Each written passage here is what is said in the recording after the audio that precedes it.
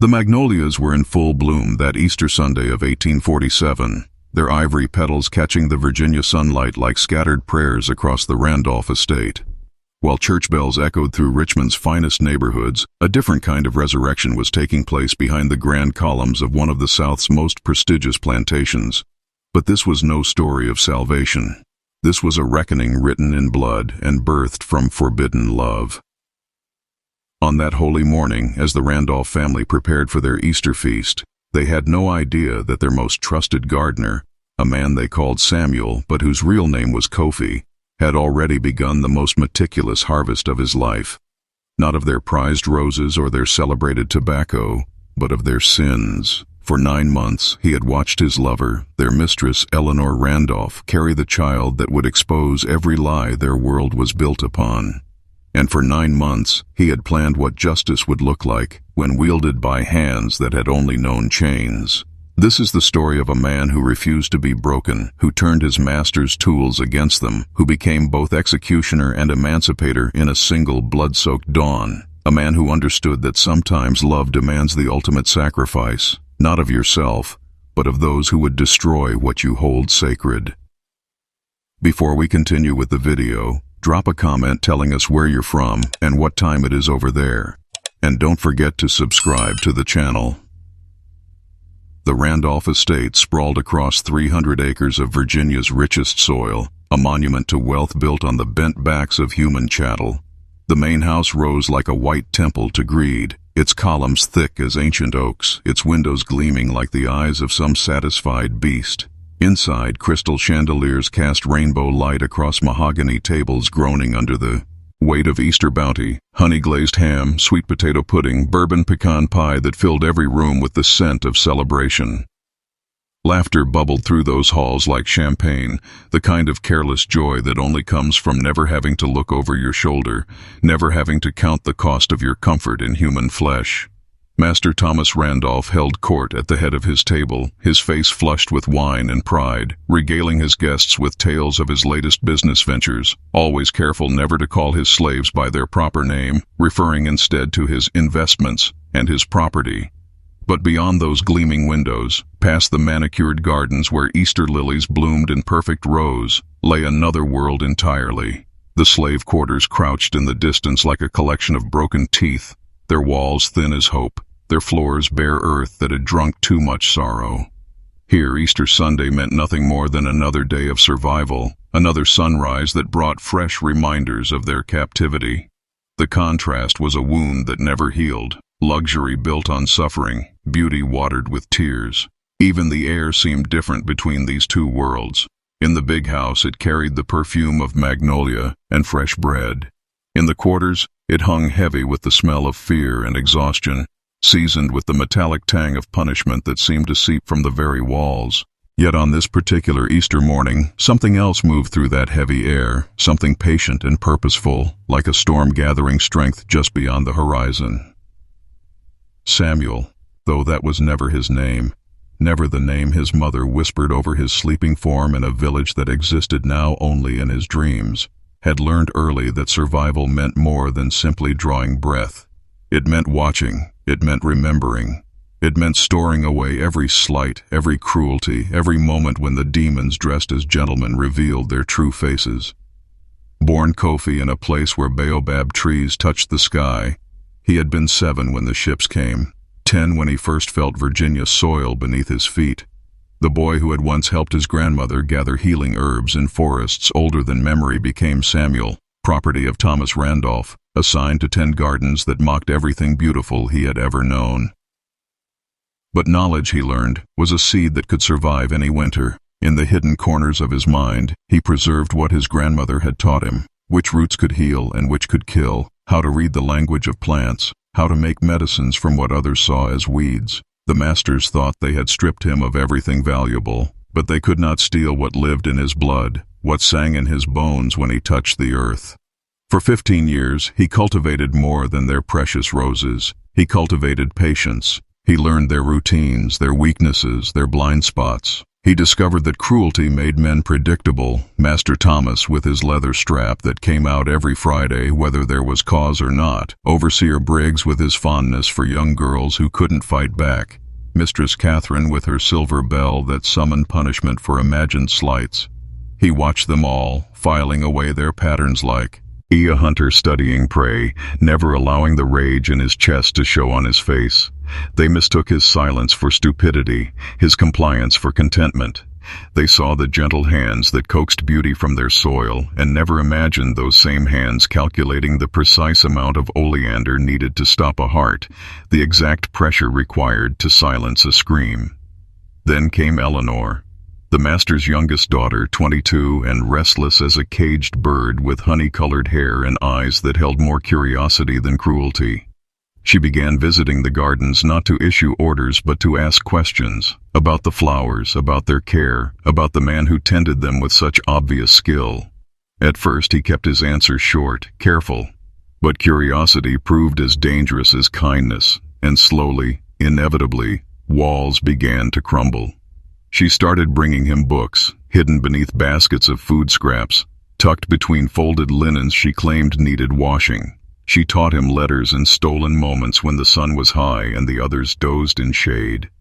And he, against every instinct honed by years of survival, began to teach her about the plants that surrounded them, sharing names in his grandmother's tongue, stories of medicines and poisons that had traveled across an ocean in his memory. Love, when it finally came, arrived like a storm neither of them saw building. Passionate and impossible, it bloomed in secret corners of the garden, behind walls of climbing roses that muffled whispered confessions. For 6 months, they existed in a world of stolen touches and dangerous promises, believing somehow that their love could exist outside the brutal mathematics of slavery. But love, Kofi learned, was the most dangerous crop of all. The pregnancy changed everything. Eleanor's terror was a living thing, wild and desperate as a trapped animal. But in Kofi's chest, something else was growing alongside his love for her. A cold understanding that their brief paradise was ending, and that the reckoning he had always known would come was finally at hand. He began his preparations with the same methodical care he brought to pruning roses.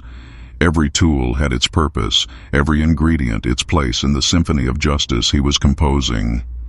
From the garden shed, he gathered the implements of his trade, pruning shears whose blades he honed to razor sharpness, a mallet whose head he wrapped in cloth to muffle sound, rope that had once bound tobacco bundles and would soon serve a more final purpose.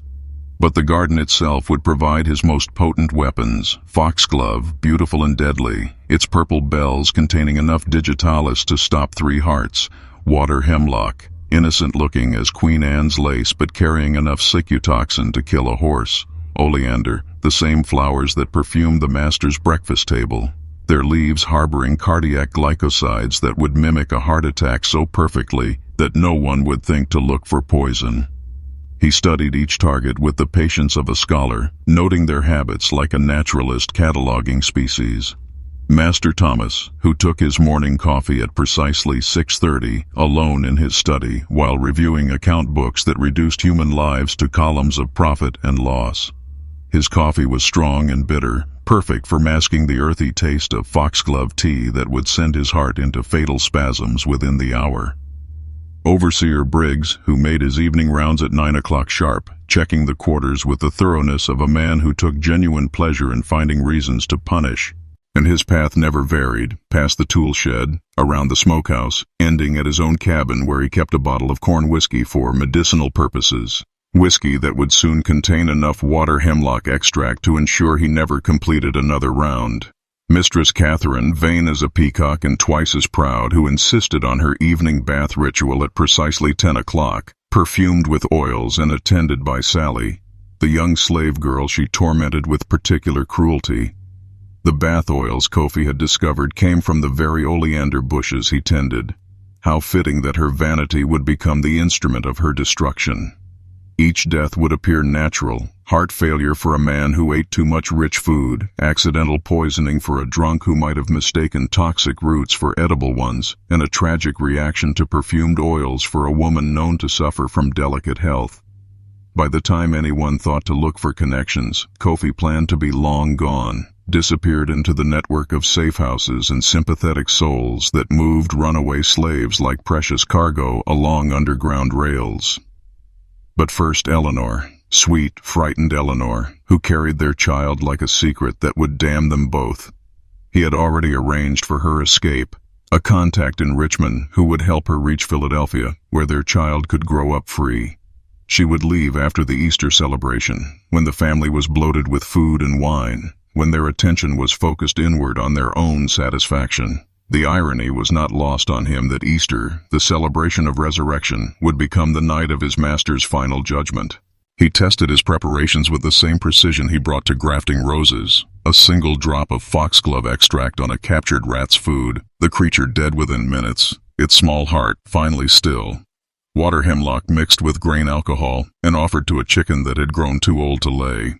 The bird's convulsions lasting exactly as long as his calculations predicted. Each test brought him closer to the perfect dosages, the exact timing that would ensure his enemies faced justice while he retained the precious hours needed for escape. The tools felt different in his hands now, charged with purpose beyond their original design. The pruning shears that had shaped countless gardens would tonight trim the diseased branches from his own life's tree. The rope that had tied tomato vines to stakes would bind the hands of those who had bound his people in chains of law and custom and casual cruelty. He felt no guilt, only the steady satisfaction of a craftsman perfecting his art. These people had taught him well, that power respected only power, that mercy was weakness, that the only law that mattered was the law of the strong. Tonight, he would show them how thoroughly their student had absorbed their lessons. As the sun began to set on Easter Sunday, painting the sky the color of the blood that would soon water Virginia soil, Kofi made his final preparations. 3 vials of poison, each precisely measured, 3 lengths of rope, each knotted with the care of a sailor, 3 weapons, each cleaned and sharpened to surgical perfection. He didn't run, he didn't shout, he didn't pray to the white man's God who had watched his people suffer for centuries without intervention. Instead, he walked through the gathering dusk like death itself, patient and implacable, carrying justice in his calloused hands. The first scream came at 6:45 in the morning, 10 minutes. After Master Thomas had taken his last sip of foxglove-laced coffee, Sally found him in his study, slumped over account books that would never again tally human misery as profit.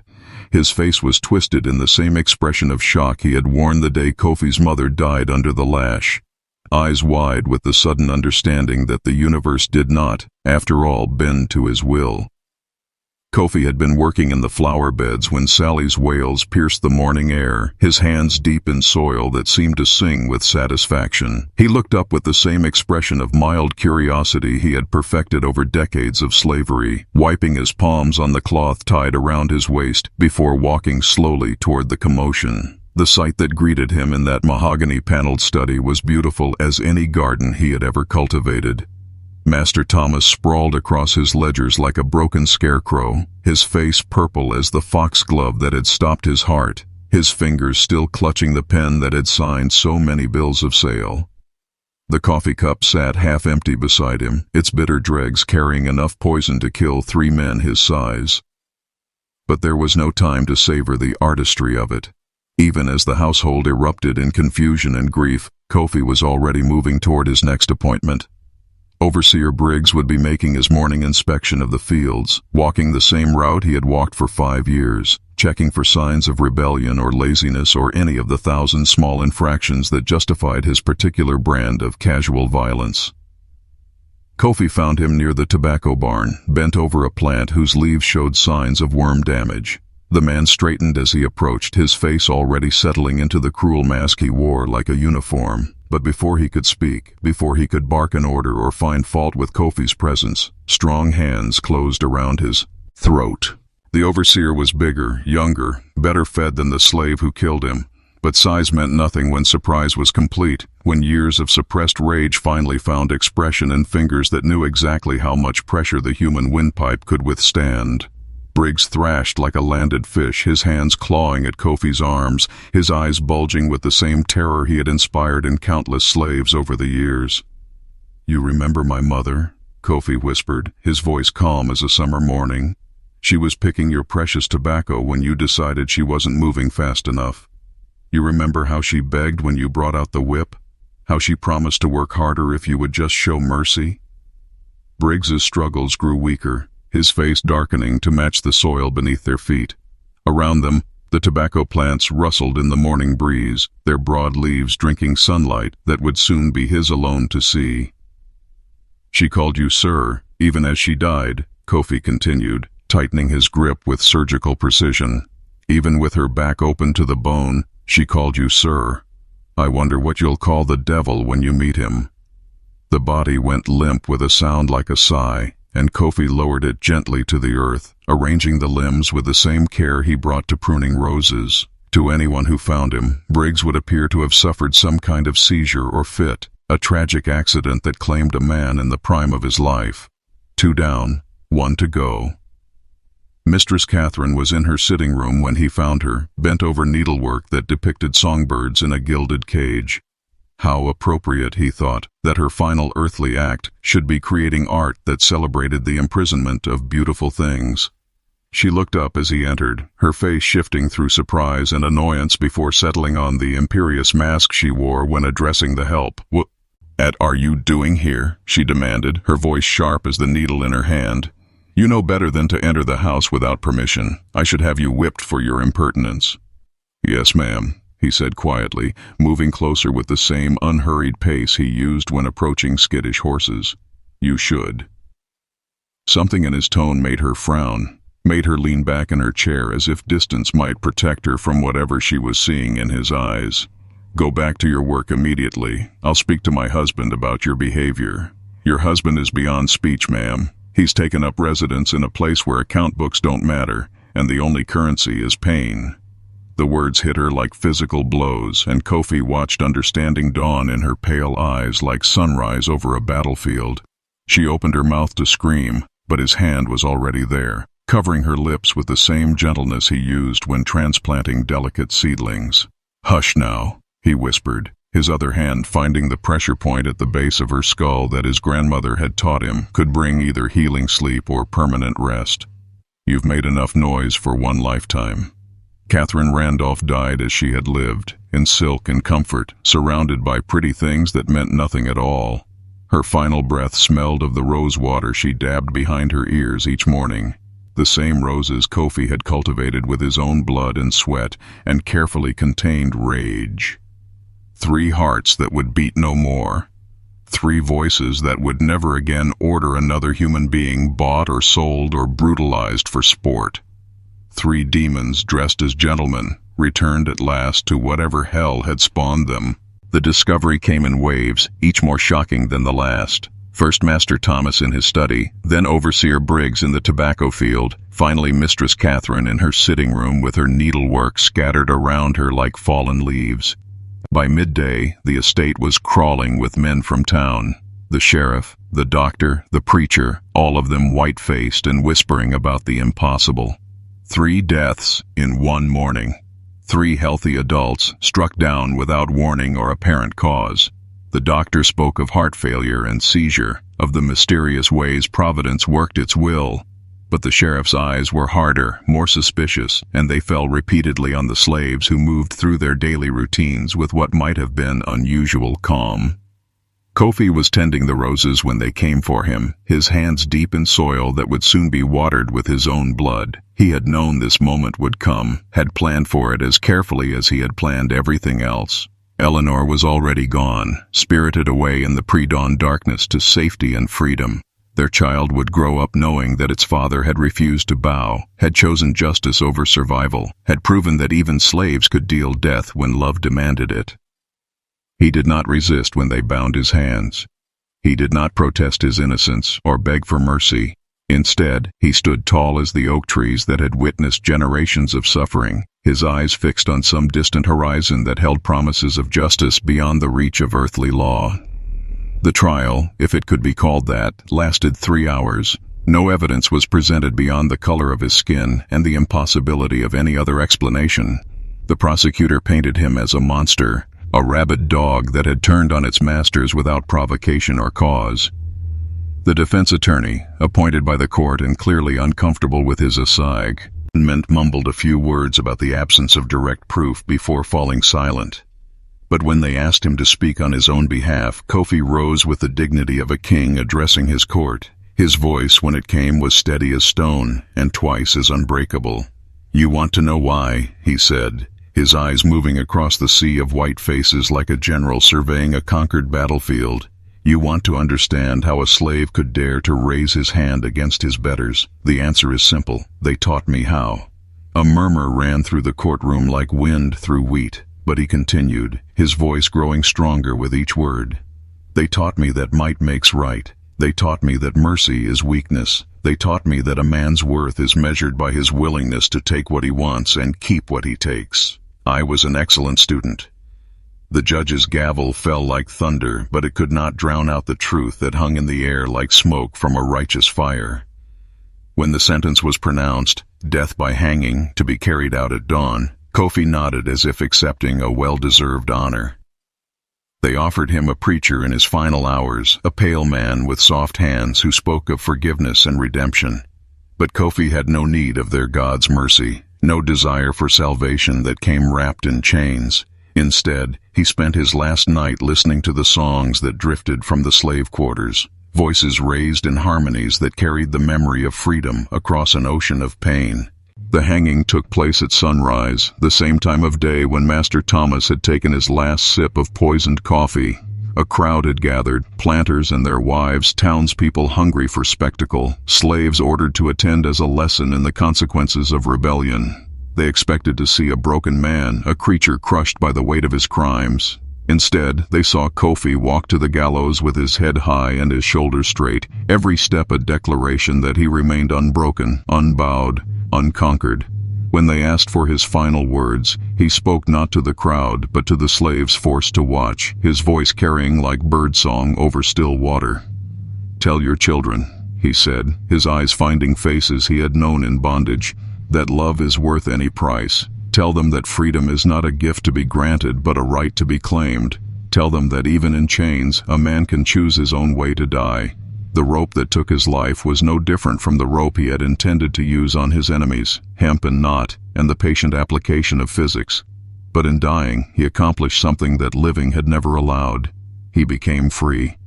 Within a week, his story was being whispered in slave quarters across Virginia, carried by the same invisible network that had spirited Eleanor to safety. The tale grew in the telling, as such stories do, until Kofi became less a man than a symbol, less history than legend.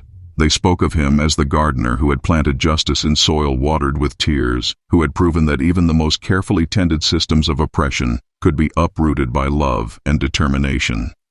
The Randolph estate fell into ruin within a generation, its fields choked with weeds, its great house standing empty as a skull. Some said it was cursed, that the blood spilled on Easter morning had poisoned the very ground. Others claimed to see figures in the gardens at twilight. A tall man tending roses that bloomed red as fresh wounds. A woman with honey-colored hair walking paths that led to nowhere. But in the quarters where real people lived and died and dreamed of freedom, Kofi's story served a different purpose.